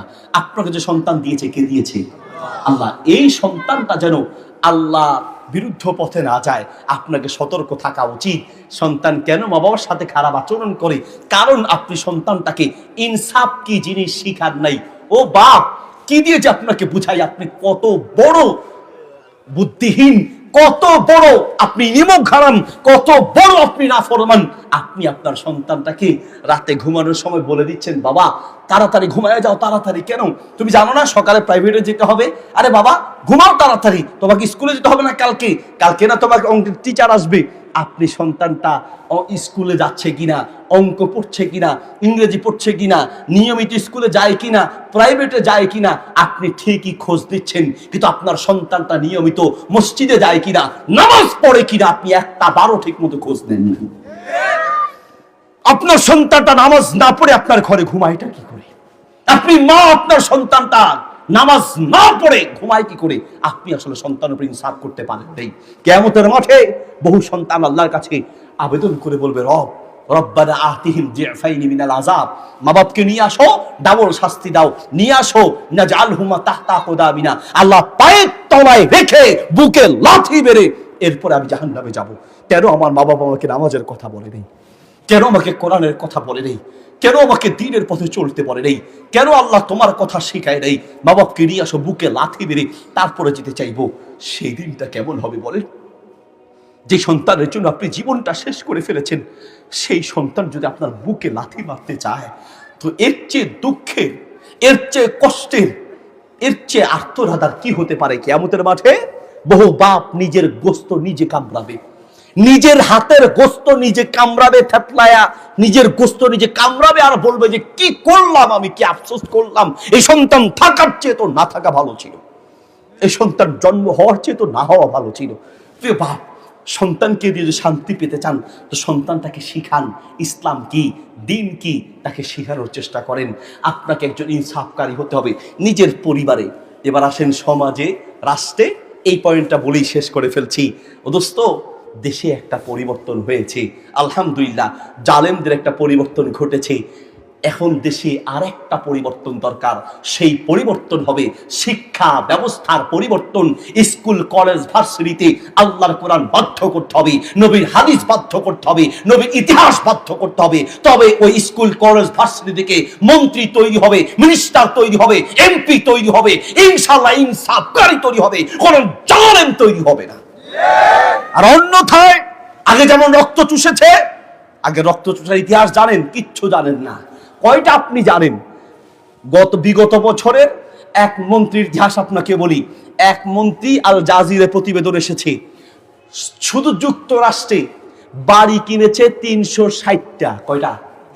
360টা বাড়ি ক্রয় করেছে, প্রায় 4000 কোটি টাকার বাড়ি কিনে। এবার মালয়েশিয়া বিশ্বে কতগুলো বাড়ি কিনেছে ভেবে দেখেন। আপনার বাড়ি কয়টা? আর আপনার আমার তো মাথা গুজানো একটা ঠাঁই আছে। কমলাপুর রেল স্টেশনে থাকার জায়গা নাই। আমার ছেলেকে নিয়ে সফরে যাচ্ছি তো দেখে বলছে বাবা ওরা এখানে কেন ঘুমাচ্ছে, কেন এখানে ঘুমায়, কেন ঘুমায়? থাকার মতো একটা জায়গা নাই। ফেনীতে বন্যায় আপনারা জানেন, কুমিল্লায় হয়েছে, ফেনীতে হয়েছে, নোয়াখালীতে হয়েছে। কত আবদার, মোবাইলের সিম পাল্টাতে পাল্টাতে 4 নম্বর সিম ব্যবহার করছি, বাকিগুলো সহকারীদের কাছে। এত হোয়াটসঅ্যাপে এত মেসেজ, এত আবেদন, যেহেতু দেখে যাচ্ছে না ফাউন্ডেশনের সাথে আমরা বিভিন্ন কাজ করছি বা বিভিন্ন জায়গায় সহযোগিতা করছি, এত আবদার মাঝে মাঝে দেখে চোখের পানি ফেলতে হয়। কয়জনকে আমরা সহযোগিতা করব?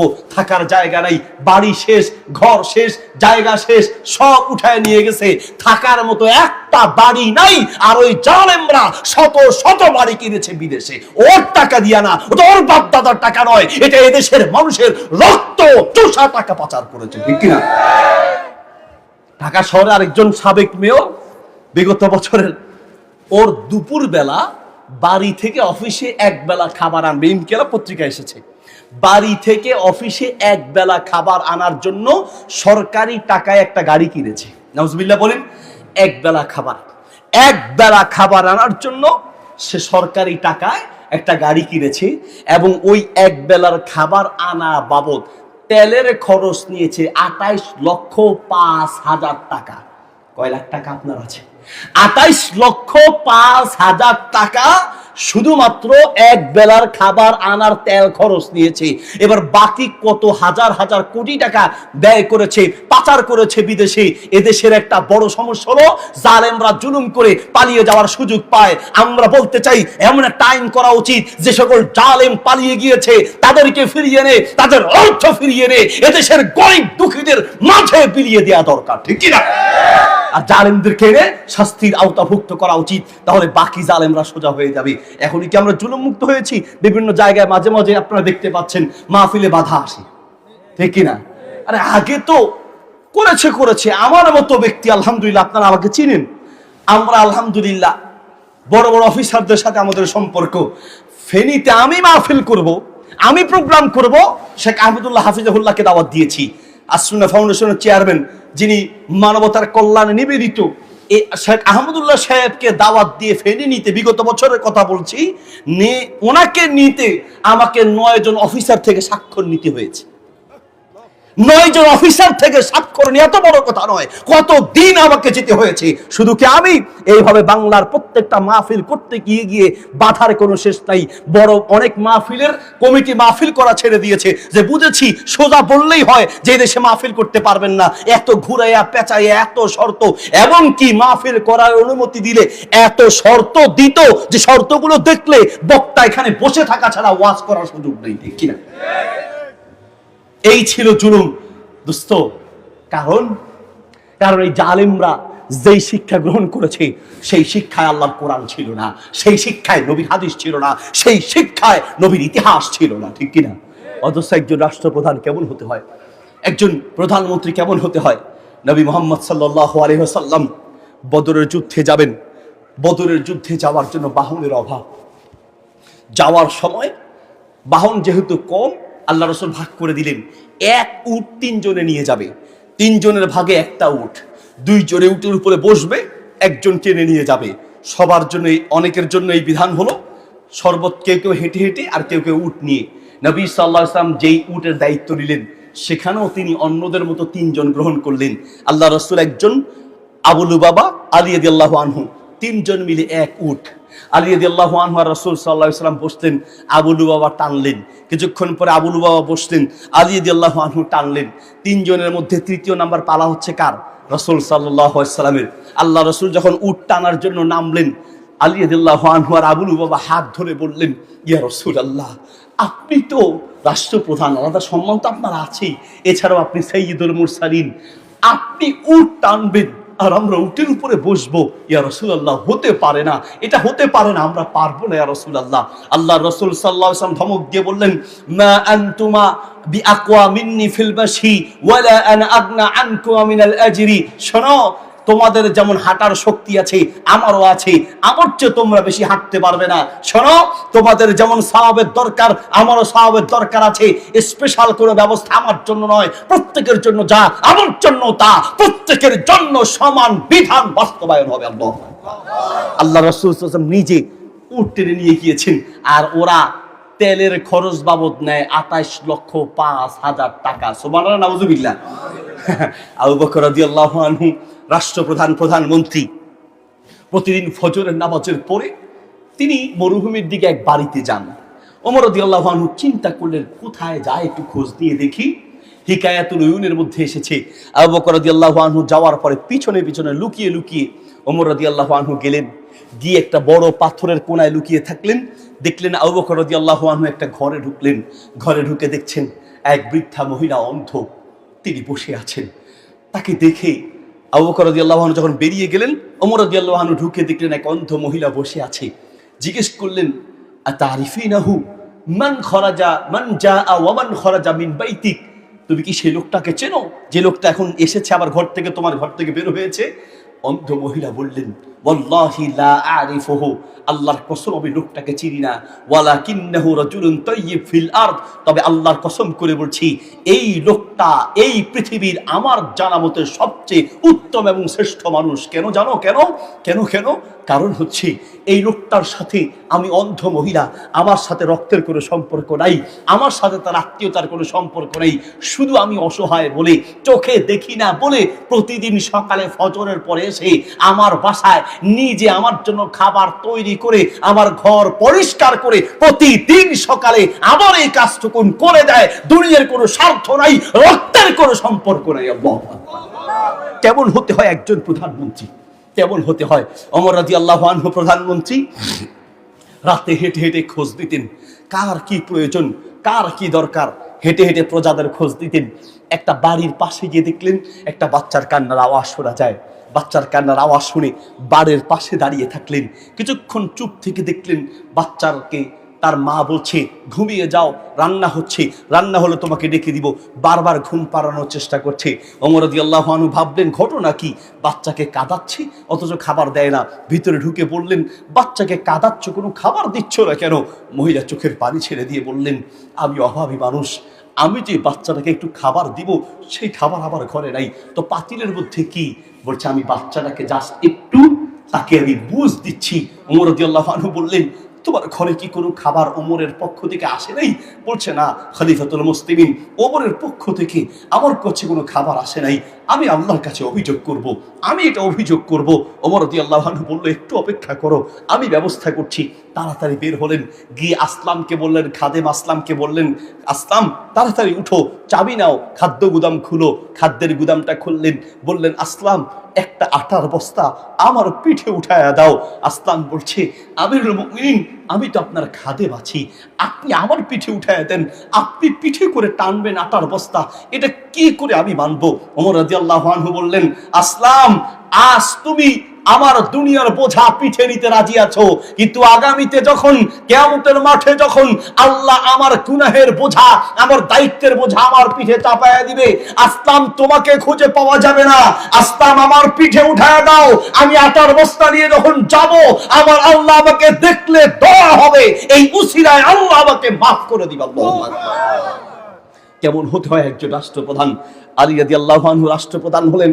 প্রধানমন্ত্রী হওয়ার পরে তিনি যখন মারা গেলেন, তাকে গোসল দিচ্ছে। গোসল করানোর সময় পিঠে কিছু দাগ পেয়েছে, শক্ত দাগ, পিঠ একদম শক্ত হয়ে আছে। আলী রাদিয়াল্লাহু আনহুর গোসল দেওয়ার সময় লোকেরা বলাবলি করতে লাগলো, আরে আমিরুল মুমিনের পিঠে এই দাগগুলো কিসের? এখানে তো পিঠে মনে হয় কোনো বস্তা টানলে যেমন হয় তেমনটা হয়ে আছে, তিনি তো কোনো লেবারের কাজ করতেন না, পিঠে এই দাগগুলো কিসের? তার কাফন দাফন হয়ে গেল। এরপরে তার দাফনের পরে কয়েকদিন থেকেই বিভিন্ন এতিম মিসকিনরা বাইতুল মালে খাবারের জন্য এসেছে, এসে সাহায্য চাচ্ছে, আমাদের ঘরে খাবার নাই, খাবার দেন, খাবার দেন। লোকেরা বলতে লাগলো, আরে এতদিন পর্যন্ত তোমরা কোথায় ছিলে? আমিরুল মুমিনিন দুনিয়া থেকে বিদায় হওয়ার সাথে সাথেই এত এতিম মিসকিনের ঢল পড়েছে, তো এতদিন তোমরা কোথা থেকে খেয়েছো? এতিম মিসকিনরা বলছে, যতদিন পর্যন্ত আমিরুল মুমিনিন আলী রাদিয়াল্লাহু আনহু জীবিত ছিলেন, খাবারের জন্য আমাদের কারো দুয়ারে যেতে হয় নাই। রাতের অন্ধকারে কাঁধে করে করে আমাদের প্রত্যেকের ঘরে তিনি খাবার পৌঁছে দিতেন। একজন রাষ্ট্রপ্রধান কেমন হতে হয়? প্রিয় ভাইয়ের আমার, ইনসাফ শিখতে হবে, ইনসাফ শিখতে হবে। আল্লাহ তাআলা সেই ইনসাফের নির্দেশ দিয়েছেন। আপনি একজন মানুষ হিসেবে আপনার অধীনস্থ প্রত্যেকটা বংশের ব্যাপারে খোঁজ খবর নেওয়া, ইহসান করা, তাদের উপরে তদারকি করা, তাদের উপরে কোনো রকমের জুলুম যেন না হয় সেদিকে লক্ষ্য রাখা। যদি এমনটা করতে পারি, কিয়ামতের মাঠে আল্লাহর আরশের ছায়ায় স্থান পাবো এবং ইনশাআল্লাহ সমাজ পরিবর্তন হবে, দেশ পরিবর্তন হবে। আল্লাহ তাআলা আমাদের সবাইকে ইনসাফকারী হওয়ার তৌফিক দান করুন, আমিন। আপনি একজন বাপ হিসেবে আপনার পরিবারের প্রত্যেকটা সদস্যের উপরে আপনাকে ইনসাফকারী হতে হবে। মাঝে মাঝে ফ্যামিলি কাউন্সেলিং দরকার। ফ্যামিলি কাউন্সেলিং আমাদের দেশে নাই, আলহামদুলিল্লাহ। বাহিরের কান্ট্রিগুলোতে আপনি দেখবেন যে ফ্যামিলি কাউন্সেলিং কাকে বলে? ঘরে ঘরে অশান্তি। আর সত্য কথা হচ্ছে, ঘরে যদি ঝগড়া ঝাঁটি অশান্তি লেগে থাকে, তো তাহাজ্জুদের নামাজেও মজা পাওয়া যায় না, সিজদায় গিয়েও মজা পাওয়া যায় না। এজন্য ঘরটাকে শান্তির করতে হয়। সে শান্তির জন্য মাঝে মাঝে উচিত স্ত্রীকে জিজ্ঞেস করবেন, আমার কোন কোন দিকটা তোমার খারাপ লাগে? একটু মনটাকে শক্ত করে পারলে বরং লিখে দিতে বলবেন যে আমার কোন কোন ভুলটা তোমার কাছে অপছন্দনীয় মনে হয়, একটু লিখে দাও, আমি আমাকে সংশোধন করব। প্রথমে দেখা যাবে 20টা আপনার ভুল পেয়েছে। 20টা ভুল পাওয়ার মানে আপনি খুব খারাপ এমনটা নয়। 80টা গুণ আপনার ভালো, 20টা হয়তো খারাপ। এই 20টাকে কমানোর চেষ্টা করেন। আবার স্ত্রীকে আপনি বলেন, প্রত্যেকে নিজের ভুলগুলো সংশোধন করার চেষ্টা করেন। মনে রাখবেন, আপনার ভুল যদি ঘর থেকে আপনি সংশোধন করতে পারেন, বাহিরে আপনি সোনার মানুষে পরিণত হবেন। নবী সাল্লাল্লাহু আলাইহি ওয়াসাল্লাম এতটা আদর্শবান মানুষ ছিলেন, ইতিহাসবিদরা বলেন আল্লাহর নবীর সাথে জীবনে কেউ কোনো দিন যদি একবার সাক্ষাৎ করত, মৃত্যুর আগ পর্যন্ত আল্লাহর নবীকে ভুলতে পারতেন না। সুবহানাল্লাহ বলেন, ভুলতে পারতেন না। আপনি কথায় কথায় এমন কিছু শব্দ বলেন যেটা আপনার ওয়াইফ পছন্দ করে না, আপনার সন্তানরা পছন্দ করে না। কিছু হলেই মা বাপ তুলে তিরস্কার করেন, ফকির নির্মাইয়া তোকে আমি যাই, আমার আব্বা না বিয়ে করাইছে, ঠিক না? এইভাবে আপনি তিরস্কার করছেন, মা বাপ তুলে গালি দিচ্ছেন, আবার বউরা স্বামীকে তিরস্কার করছেন। মনে রাখবেন, কখনো কোনো মানুষকে নিয়ে তিরস্কার করবেন না। গত 5 দিন আগে হাদিসুল মাসা, আল্লামা সারকাবি লেখা একটা আরবি বই আছে, আমি পড়তে গিয়ে একটা জায়গায় দেখলাম, আপনার ইবনে সিরিন রাহিমাহুল্লাহ যিনি স্বপ্নের ব্যাখ্যা করতেন, তিনি বলছেন যে জীবনের শেষের দিকে তিনি গরিব হয়ে গেছেন, অভাবী। জীবনের প্রথম দিক থেকে একদম শেষের আগ পর্যন্ত, বৃদ্ধ হওয়ার আগ পর্যন্ত তিনি খুব আলিশান ছিলেন, ধনী ছিলেন, অনেক পয়সাওয়ালা ছিলেন। কিন্তু জীবনের শেষের দিকে গরিব হয়ে গেছেন, অভাবী হয়ে গেছেন। অভাবী হওয়ার পরই তাকে বলা হলো যে, উনি বললেন যে আমি যে অভাবে পড়বো, বিপদে পড়বো, গরিব হয়ে যাব, এটা আমার একটা ধারণা ছিল। বললো কেন?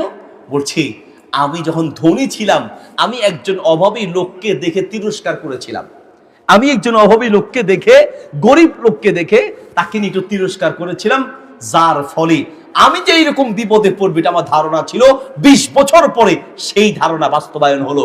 এই জন্য কোনো মানুষকে নিয়ে তিরস্কার করবেন না। বংশ নিয়ে, তার পরিবার নিয়ে, তার এলাকা নিয়ে, তার দেশ নিয়ে, জেলা নিয়ে এইভাবে তিরস্কার করা এগুলো হচ্ছে বিপদে পড়ার কারণ। আল্লাহ হয়তো আপনাকেও সেই রকম তিরস্কার করবেন বা অপমানিত করবেন। আল্লাহ তাআলা আমাদেরকে ইনসাফকারী হওয়ার তৌফিক দান করুন। মুখে ইনসাফ, চালচলন ইনসাফ, খরচে ইনসাফ। ছেলের প্রতি খরচ বেশি করলেন, মেয়ের প্রতি খরচ কম করলেন, ইনসাফ হলো না।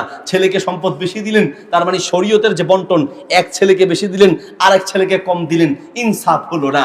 মেয়ের যে যতটুকু প্রাপ্য ততটুকু দিলেন না, আপনি ইনসাফ করলেন না। বেইনসাফীদের শাস্তি এই দুনিয়াতেই পেতে হয়। আল্লাহ তাআলা আমাদেরকে বেইনসাফী থেকে বাঁচার তৌফিক দান করুন, ইনসাফকারী হওয়ার তৌফিক দান করুন। আলোচনা অনেক হয়েছে আলহামদুলিল্লাহ। যত বেশি করব তত রাত ঘনিয়ে আসবে, ফজরের নামাজ মিস যাবে।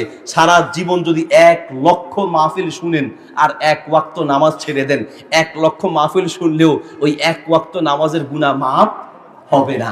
এই জন্য মাহফিলের ওয়াজ শোনা যেমন জরুরি, তার চেয়ে 1,00,000 কোটি গুণ বেশি জরুরি নামাজ পড়া।